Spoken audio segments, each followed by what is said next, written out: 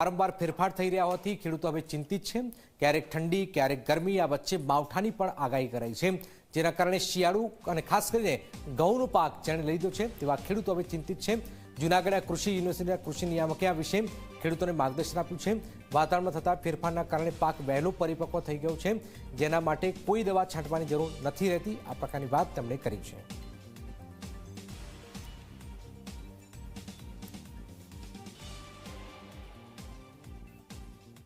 તારીખ 30-31 જાન્યુઆરીથી હવામાનમાં પલટો આવશે।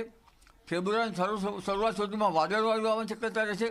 વિષમ હવામાનની વિપરીત અસર ઊભા કૃષિ પાકો પર થવાની શક્યતા રહેશે, જેમાં લગભગ તુવર જેવા પાકોમાં મોલો મસી આવવાની શક્યતા રહેશે। રાયડામાં પણ મસી આવવાની શક્યતા રહેશે। દિવેલામાં ઈયળોની ધાસ્તી રહેશે અને બાગાયતી પાકોમાં પણ ઈયળોની ધાસ્તી રહેશે। પરંતુ ઘઉં જેવા પાકો જે છે એમને હમણાં શિયાળુ હવામાન માફક આવી રહ્યું છે, પરંતુ વાદળવાયુની અસરના કારણે લગભગ ઘઉંમાં અસર ઓછી થવાની શક્યતા ગણી શકાય, પણ જીરામાં શક્યતા વધારે ગણી શકાય। જીરામાં ચરમો ના આવે તે પણ જોવું રહ્યું। મરી મસાલાના પાકોમાં ખાસ કરીને બદલાતા હવામાનની વિષમ હવામાનની વિપરીત અસર થવાની શક્યતા છે, એટલે ખેડૂત ભાઈઓએ પાક સંરક્ષણના પગલાં લેવા સારા રહે। ઘઉં પાક છે એ ઠંડા તાપમાન માટે અનુકૂળ હોય છે, પણ ઘણી વખત એવું હોય છે કે પાછતરું જ્યારે જાન્યુઆરી મહિનાના એન્ડ બાજુ જઈએ ત્યારે તાપમાન સડન વધારો થતો હોય છે।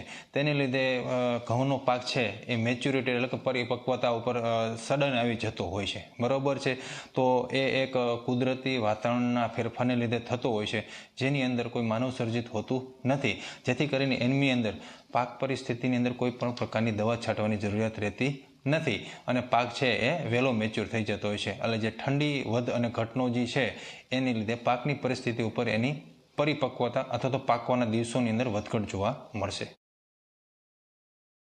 મિત્રો, ઠાર એ છે એ ઠાર વધારે હોય તો ઘઉંની ક્વોલિટી સારી હોય, એનું કારણ એ છે કે થોડોક ઠંડીનો ભાગ હોય છે, અને બીજું ઠારને લીધે એક પણ વસ્તુ એવી પણ બને છે કે જ્યારે કોઈ જે પાક છે એના દાણા જેના ખુલ્લા રહેતા હોય, ઘઉંની અંદર ઘણી ડુંડી એવી હોય છે કે એમના દાણા ખુલ્લા રહેતા હોય છે, તો એ ઠાર જમા થતો હોય છે, તો જો સમયસર ઉડી નહીં અને જો પ્રકાશ ન પડે તો એ કાળા ટપકામાં પણ પરિવર્તિત થતો હોય છે, જેને લીધે ઘણી વખત ક્વોલિટી બગડતી હોય છે। પણ જો ઠાર હોય અને જો સમયસર ઉડી જતો હોય, ઝાઝો સમય દાણા ઉપર ન રહેતો હોય, તો એની ક્વોલિટી ઠંડીને લીધે સુધરતી પણ હોય છે। તો ગુજરાત